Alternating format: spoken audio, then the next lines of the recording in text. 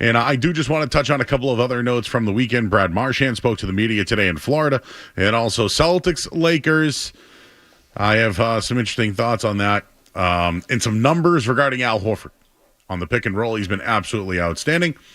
And we'll take it right up until the Utah-Jazz Celtics game tonight. We'll hand things over to Grandy and Max. So we got an hour to go, and we'll get you caught up on everything happening in the NFL free agency with the Patriots. And, of course, the opening take brought to you by ESPN Bet Sportsbook. ESPN Bet Sportsbook, the official sponsor of the opening take. And, well, over the weekend, the Patriots missed out. They missed out on receivers such as Deebo Samuel, Devontae Adams, DK Metcalf. I mean, it sounds like they really weren't even involved in the Metcalf stuff because he didn't want to be here, and he made that pretty clear. So let's add Chris Godwin now to the list, who is now back with the Tampa Bay Buccaneers. So as far as receiver goes, the Patriots haven't even addressed that need. When it comes to offensive linemen, well, they let Joe Thuney walk for nothing because they didn't want to pay the price. They missed on Ronnie Stanley, who re-signed with the Ravens over the weekend. And they've missed on some big names. But my opening take is, I like this approach. I like the approach because, A, I think you will have to somewhat lean on the experienced coaching staff, something they couldn't do a year ago. So I do think that I would rather guys be familiar with players and spend on the guys that they know than just throwing money around on positions of need. So, hey, Joe, what do you think about free agency? I like the fact that they have identified players that can help and that are upgrades. Now, have they truly identified or really gone after some of the big-time positions that they need, like wide receiver and tackle? Well, they did today, at least, when it comes to with offensive line. And the theme of the day was they started defense over offense. Mike Vrabel being a defensive-minded head coach, it's something that, and I'll be honest with you, I know Skaz and I have been pretty consistent on this one, weren't overly thrilled with the Mike Vrabel hire. It's a safe hire. It's who they know. He obviously looked at it as a destination, but a defensive-minded coach with an upstart quarterback picked third overall, is that the type of coach that you want going forward? And on the first day of free agency, let's just be honest, they picked up a tackle, but have they addressed left tackle and have they addressed wide receiver? Now, it's just day one. I get it. But the approach was to go defensive. Does that always work in today's NFL? So, continuing on here, they did miss out on some big names. But today, getting guys like Davis, Carlton Davis, and Moses now at right tackle makes me feel like they need to now draft a tackle early on, whether it's at 4 or they trade back. Moses isn't a long-term plan. He only played 14 games a year ago, but 34 and at least a good locker room guy. The Patriots are truly leaning on their coaching staff. The connections are all over the place. They signed Harold Landry, who was released yesterday or this weekend by the Titans. Played with Mike Vrabel, but the guy can certainly get at the quarterback, and they need help at pass rush. Talked about Morgan Moses from the Jets. He was with Downing last year as the offensive coordinator. The linebacker that they got, Spillane. This kid, I'm telling you right now, I think he's a riser. Was the second best defensive player on the Raiders last year, but was with Josh McDaniels when he was there. And, of course, Carlton Davis, who you'll remember with the Tampa Bay Buccaneers, but was also with Detroit. He was with Williams, the new defensive coordinator. So there's connections all over the place. The one name I didn't bring up with zero connection, they got the biggest defensive player on the market. Milton Williams lands with the Patriots, gets a $26 million per year deal. Woo! Here's another question I have for you all today. Did any of these moves indicate that Elliott Wolf is in charge? Because if you want to throw the Williams one at me, it's pretty easy to give somebody $26 million. And that's what they had to do. Did today indicate at all that Elliott Wolf is in charge? No. It's officially Mike Vrabel's team. And the way that they started today, I hate to do this, but I go back to 1993 and 94 when Bill Parcells started plucking guys that he knew, started getting coaches that he knew, and slowly they built it up. Bill Belichick's first year, 2001. They got a bunch of different signings of guys that could play in the league. They ended up shocking everybody, but they had a bunch of Hall of Famers in the middle there. But I think the Mike Vrabel approach today is very similar to one of Bill Parcells and one of Bill Belichick. So for all the talk of Elliott Wolf is making the calls, it's Mike Vrabel's team. So we'll leave it there at 617-779-0985. We'll get into some of the free agents that they have signed, some of the deals, and was today an upgrade? Did they upgrade their team? I would say overall, yes. So we'll leave it there at 617-779-0985. We also have our friends over on YouTube tonight. I'll read some of those chats as we take you up until 7 o'clock tonight. I'm Joe Murray. You're listening to 98.5 The Sports Hub. More Joe Murray coming up on the Sports Hub.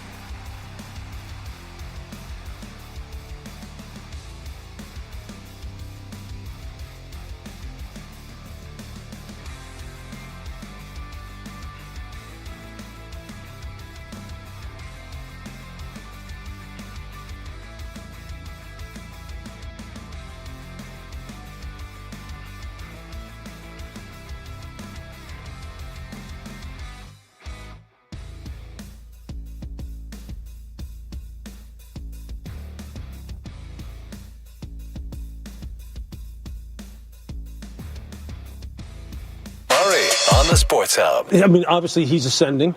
He's a guy who's continuing to put better numbers up year after year. Now, it'll be interesting. He won't have Jalen Carter next to him. Yeah. Okay, so that takes away, a lot. Well, let's put it this way. It puts a lot more pressure on him, especially considering the contract that he got. But I think this is a young man who's going to understand, hey, look, with this kind of money comes a lot of responsibility, and Mike Vrabel will get it out of you. I think if anybody's prepared to coach someone like this and really kind of take their game to another level, the same way that he coached Jeffrey Simmons when he was down there in Tennessee, Milton Williams is uniquely, I believe, qualified to do this. He has power. He has quickness. He can play the run. He's got great long chase. You can tell he's got great competitive characteristics about him. He's the kind of guy that when I watched him, Laura, when I watched him and Josh Sweat, all I kept coming back to was, man, if they can't sign these two guys back, Milton Williams would be at the very top of my list if I was trying to build up a deep. They are relying on their coaching staff. It was something that at least they were transparent about at the draft. Mike Vrabel's been talking about coaches coming up with lists, doing their own free agency scouting reports and draft reports, etc. So, the way I look at it, you get a big fish. They did. They've struck out. So let's be honest. They struck out everything offensively. That's on them. That's on them. But they needed to upgrade the defensive line. No one knows what's going on with Christian Barmore. They had to get Godshaw out of there. I mean, they need to get something out of Keon White. I just look at where they are defensively. And on that line, they needed a mainstay. They needed some sort of presence. And just go back to the Titans days, Jeffrey Simmons, who was drafted, by the way. That's who anchored their defensive line. But the Patriots could not stop the run last year. I'm not saying this guy's a great run stuffer by any means. But I think the fact that they landed a big fish, they paid for a defensive lineman. If they were to spend anywhere, I like that position. Because they whiffed on so many offensive options. I still think it's a risk, by the way, waiting until the draft to take care of offensive options. But something tells me they feel good about the way that their offense maybe either ended last year or what they have there. If we can look at last year's team for a minute, it was their defense that got shredded constantly. Now, besides some late game turnovers by the quarterback or fumbles by their running backs, the offense was pretty, at least competitive is what I'd say, with the terrible offensive line that they have. So maybe, I read today they still like Caden Wallace. I do too. But now the reports are if they can't get a left tackle, they really like Will Campbell. So after the events from today, I think this is where I think the draft's going, and I know it's a little bit down the ways, but I think Abdul Carter's going one. With Myles Garrett re-signing with the Browns, I think they look at Cam Ward or Shedeur Sanders, and I think they go 2-3. The Pats at 4 will have a chance to draft Travis Hunter. I think they'll trade back and then take Will Campbell. That's at least, if we're looking at it all in a whole, free agency, then the draft, because we'll get to that. I think they've identified who they like at left tackle. They can take him at 4 or move back, but that's where I feel like at least today indicates to me. I also brought up the fact that Vrabel's this defensive-minded coach. Of course he's going to start there, right? I think Carlton Davis is a nice player, but does it take you out of the running now for a Travis Hunter, who could have been a corner that could start on the outside? I don't know. I don't know. But just the fact that they went defensive, you're still, the Patriots, still missing a top wide receiver and a top tackle. And again, we're only 6 hours into free agency. We'll see what happens throughout the night. We will get to your phone calls in a second here. Just wanted to bring up Harold Landry, pass rusher. They needed it. Austin Hooper's back as a backup tight end. Had pretty good chemistry with Drake May. Godshaw got traded for his 7th. They had to get him out of there, but hey, they didn't have to release him. Robert Spillane, watch the highlights. Now, this is a guy that has been coached up, has gotten opportunities, and last year, to me, was the second best player outside of Max Crosby on the Raiders defense, but 90 tackles, can do a lot of things. I think he'll be a fan favorite. I really like the move, and I think he's great against the run, and I think him and Bentley are your linebackers. When Bentley comes back, I think those are your two inside, your two main linebackers, and I don't know if they'll throw another one out there, but I kind of like that mix. Spillane ranked, again, 5th in run graded amongst linebackers a year ago per PFF.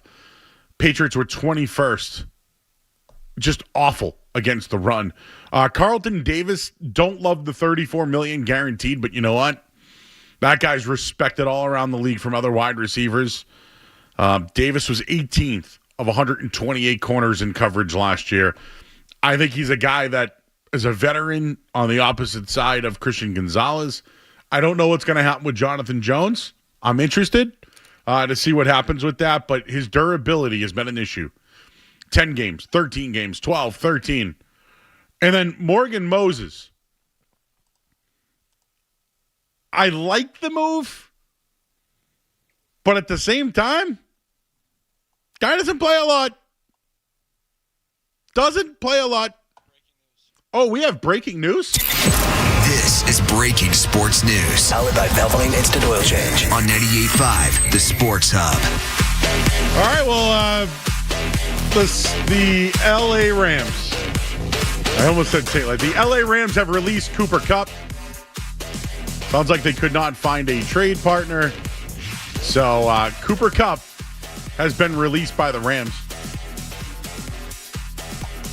He's available.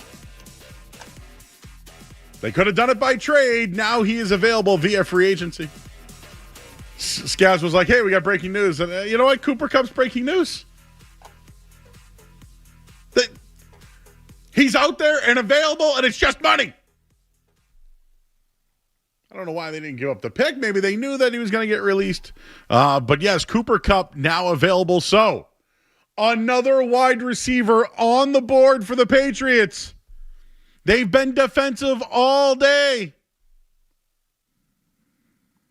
Oh, the other move I didn't mention was Josh Dobbs, who I love and hate at the same time. You guys might remember he started a playoff game for the Titans and Mike Vrabel, and they had a huge lead against the Jaguars where Trevor Lawrence threw 4 interceptions in the first half, and they blew the game.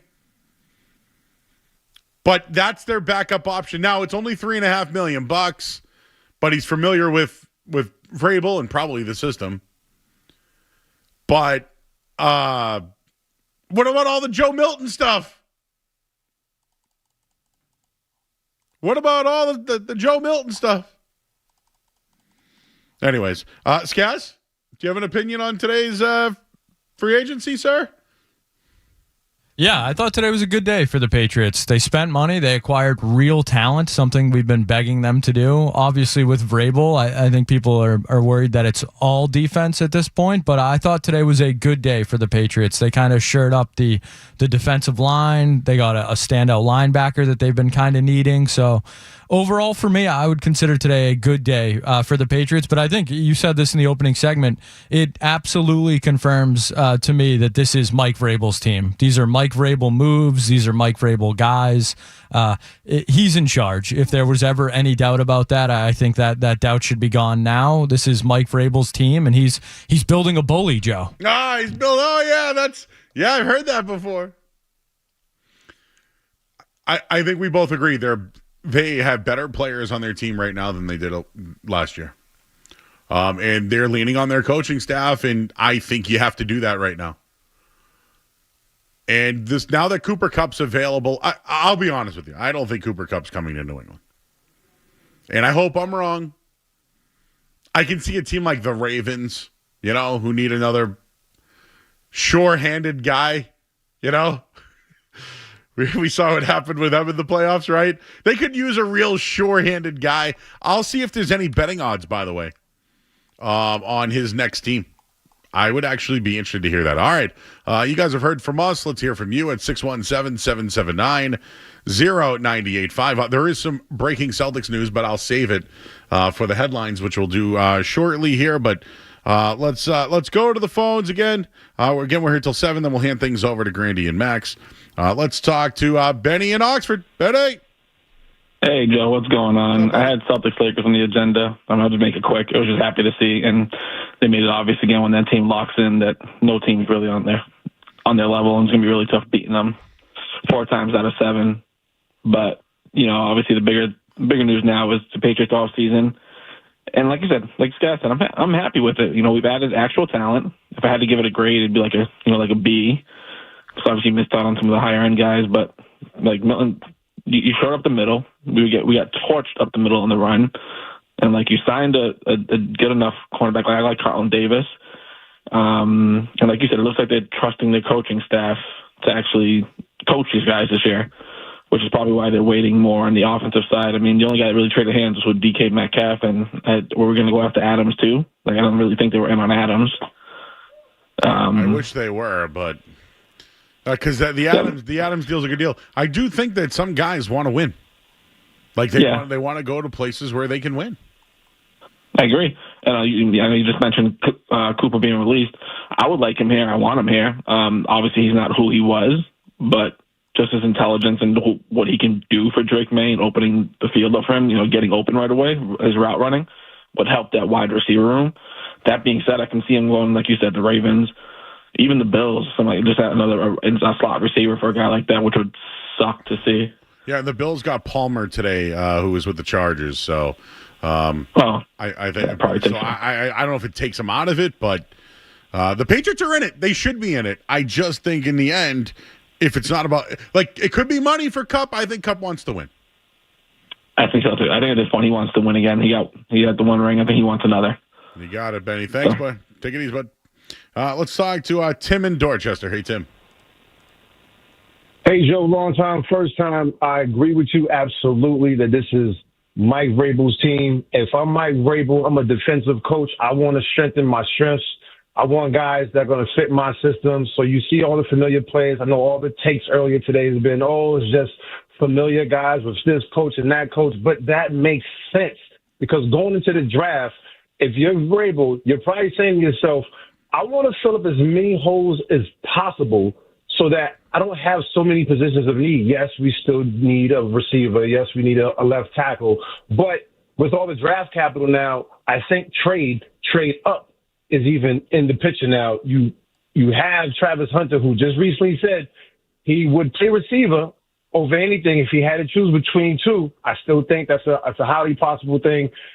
Maybe they move up using the second, third picks to get back into the first round and find another left tackle in the draft, not named Will Campbell. I know everybody says, that's the second name, but the short arms. But you never believe the first thing people say out there. It's never going to happen. So with that being said, I just simply agree. It's Mike Vrabel's team. Everything that he's done today just says that, defense wins championships. Yeah, so let's go from there. Maybe it reminds me of the Belichick Parcells approach. And hey, it worked for those guys. But it's tough to watch Tunsil get traded today. A left tackle gets traded for a 4th round pick. See, these guys gave me the weird look on that one, but I'm sure they don't want to trade in the conference and all that. Washington's just picking apart. Hey, we want that guy. Take him. They don't care about their draft anymore because they got their quarterback. I don't think the Patriots are in a spot where they could trade a 2nd, 3rd, and a 4th for Laremy Tunsil. Absolutely. That's what I mean by Washington now. They did a year of what I think the Patriots are doing, and Now it's like, all right, well, let's move on from the draft because the team's pretty good with what we have. Yeah, they're not in a position to do that whatsoever, but it's tough watching guys. I can't believe Houston's just giving up on a tackle. Maybe they've identified a tackle. Gio's in Providence. Hey, Gio. Hey, Joe. First time, long time. I don't know if you heard about the news, too, though, but Garrett Cole is Tommy John. He's going to have Tommy John this season, so I think the Red Sox have to win the AL East this season. I don't see any team that's kind of, set up to do so other than us. And I know they have other injuries to the Yankees. I don't think the Orioles are that strong as they were last year. So I'll sit back and listen. Thank you, Joe. Thanks, buddy. Appreciate you. I have some guy on Twitter. Do you even do research before you say things on air? He missed 3 games last year regarding Morgan Moses. And 3 the year before that. I believe that's what I said, right? We need our sounder. When the listeners aren't listening. When a 34-year-old misses 6 games in 2 years, my antenna raises. So, Mr. James on Twitter, I do my research, and I said my research because, you know what? You don't listen. How about you listen? You should listen. Benny's in New Jersey. Hi, Benny. Hey, Joe. First time, long time. Based off of today, there was a lot of defensive signings, so I'm assuming that they're going to go offensive in the draft. If by any chance Travis is still available on for the 4th pick, do you still draft Travis or do you pick a left tackle? I think today indicates tackle. If it's just today, though, it indicates tackle to me. And from all the reports that are out there, the Patriots, everybody inside the room was the report in the organization like what they see from Will Campbell. If you ask me, in my opinion, the tackle that I like the most is Kelvin Banks from Texas. I like the kid Ursary in the 2nd round. That's who I like. But the Patriots will have their first crack at an offensive lineman. And I'm sure they'll take it. All right, we'll get the headlines here. And we did break some of that Celtics news today, which is coming up in just a little bit. Certain player not out tonight, or it's not playing tonight. We'll tell you who that is. We'll do that next here on the Sports Hub. Sports Hub headlines presented by Celsius Energy Drinks. Patriots busy in free agency today. Here's who they have signed: Milton Williams, Carlton Davis, Robert Spillane. He was with the Raiders last year.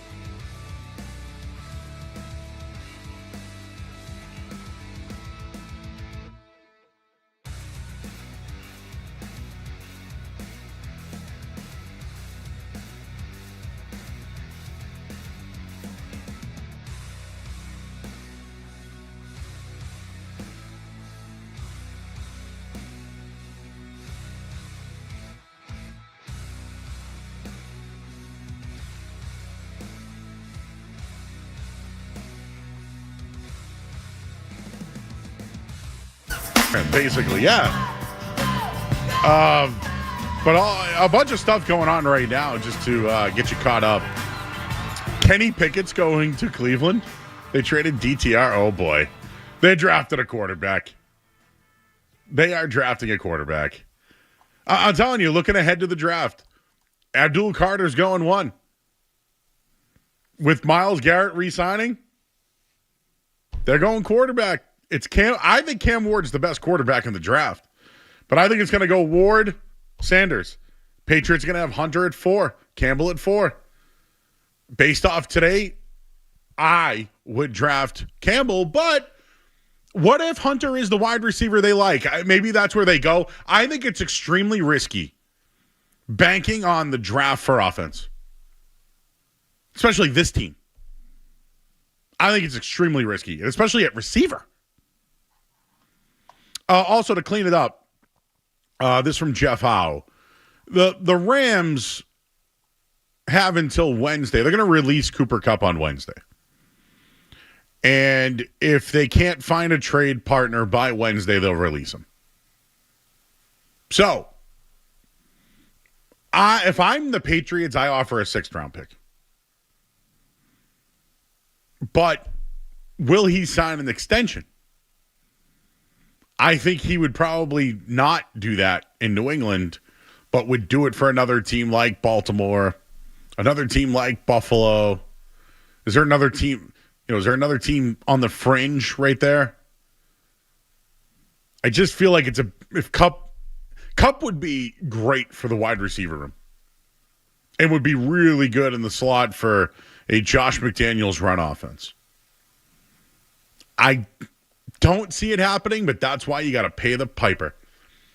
He is somebody, I'm telling you right now, I think he would be a game changer. Not so much athletically, but in that room and how to run routes and be a pro, man, he'd be invaluable for that team. A couple other things. Zach Wilson signing with the Dolphins. Woo. So if Tua goes down, it's Zach Wilson time, baby. And the Vikings will sign Ryan Kelly, the former Colts center. 2 years, $18 million. That's a steal. Wants to win. And the Vikings lost their quarterback today, Sam Darnold, to the Seahawks. Is J.J. McCarthy the guy? We're only 6.5 hours in, everybody. We'll keep our eyes on anything that may happen in the world of NFL free agency. I did want to just mention something about Brad Marchand. He spoke to the media this week. He said it was very disappointing things didn't get done. I love the organization, wanted to stay there, but I know business is business. For those who may have missed my take, I love the fact that Bruins retooled. They needed to go in a new direction. They did. I don't care about the returns. I really don't. Because they have some young players I think they can hit on. I care about the draft picks, and they have to hit on those draft picks. But when it comes to the Marchand pick, who says that won't be a really good pick in a couple of years when Florida is no longer knocking on the door for a Stanley Cup when they need to retool? But the report from Elliot Friedman, I know, Skaz, you brought this up to me too. So he made $6 million, a little bit over $6 million this year. And according to Elliot Friedman, the extension talks were in that ballpark financially. Now, there's different reporting on this. I know Butchergross the other night said it was $3 million a year. Some talked about the way that they could split it up if they wanted to over a 3-year deal. If the Bruins walked on giving Marchand $6 million or around the same AAV he gets now, good. Now, I'll say this. For Marchand's sake, there are guys who get $4 million in this league a year that don't deserve it. Nick Foligno got $4 million. Remember him? So maybe Marchand compares himself to some of these other guys making that money, and maybe he's got a case. But here in Boston, anything close to that AAV, out. So, Scabs, have we heard any other reports on this? No, I've been looking all day for someone to, confirm or deny that report from Friedman, which is kind of wild to me because that is massively different than anything we heard over the weekend. If the Bruins were close to his AAV now, I don't blame them at all for walking away or playing hardball. That's why I find it, hard to believe. I know Felger and Maz were talking about it earlier where they think Friedman must have gotten his numbers mixed up or something, because I'm with you. If the Bruins were anywhere around what he's currently making, 3 years at that, then I think we would have been upset if they did give him that contract. To me, that's too much money. So if they were anywhere near that, and that's what the disagreement was on, I side with Bruins management, which is something that people haven't been doing recently. Oh no, there was a smear campaign this week for Sweeney. Oh, they didn't get it. I worked on Sunday. Let me tell you. Can you believe they did that to a long-time employee? I would have killed them. If Brad Marchand signed for $6 million a year, are you kidding me? Again, waiting on we need some reporting. Again, not a reporter. We just search X and what was the other one called? Blue Sky and Instagram and TikTok for all our information here. Jason Tatum's out tonight, everybody. Load management, I'm sure. But I thought it's been the shoulder. Today it's the knee. Head, shoulders, knees, and toes. Well, no Al Horford either tonight. He's been awesome. I wanted to get into him coming up on the other side. Final segment before we hand things over to Grandy and Max. I'm Joe Murray on the Sports Hub. You're listening to Joe Murray on 98.5.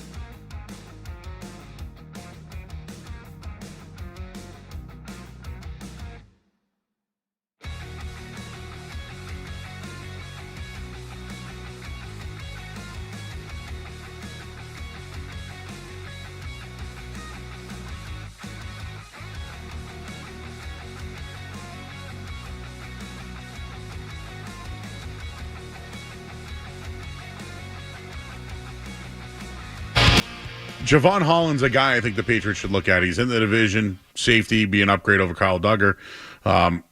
And I think he's a good player. The other one I'd take a look at is Nick Chubb. He's injured, but that's a bell cow. And another wide receiver off the board, Darius Slayton, staying with the Giants 3 years, $36 million. So that one off the board if you were looking for a fourth receiver. Just real quick, because we're going to hand things over to Grandy and Max, but LeBron tapped out. Fact, right? LeBron tapped out, Skez? Oh, hi, Neil. He tapped out. Game got tight. Tapped out. And I have been consistent on this since last year when Jimmy Butler tapped out, and then Donovan Mitchell tapped out, and Tyrese Halliburton tapped out, and then Luka Doncic tapped out. When the Celtics become too tough, they tap. And it happened again against the Lakers this week. Fact. And I think the play that LeBron got hurt on was when he flopped. I think he got hurt on that. Also, I think we should mention that the best duo in the NBA, once again, is Jason Tatum and Jaylen Brown. Jason Tatum had 40 points and was amazing defensively. Might I add, at times, I thought Jaylen Brown was the best player on the floor. Luka can't defend him. He can go by him whenever he wants, and Brown did that. And when the game got tight, it was Brown who hit the dagger, and when they needed to go to the basket, it was Brown. I love the approach. Tatum puts up 40, Brown closes. It's beautiful. Who cares about the dog and Tatum or any of that? They play together. What Brown doesn't give you, Tatum does. What Tatum doesn't give you, Brown does. It's beautiful. The last thing I wanted to mention, Al Horford's out tonight, and he deserves a night off. But in the last week, he has taken care of business for the Celtics defensively without Kristaps Porzingis, who's out again also tonight. Not sure what's going on there. Al Horford's been one of the best pick-and-roll defenders. He shut down Nikola Jokic from a triple-double and only 20 points. He's been taking care of every game. He has been great defensively. And quite frankly, him starting without Porzingis, they haven't missed a beat. Again, no Horford tonight, no Tatum tonight, no Porzingis, but they'll take on Utah. They're 16-point favorites tonight. Holy smokes. Well, stay tuned to 98.5 The Sports Hub. You can go to our website, offseason.9.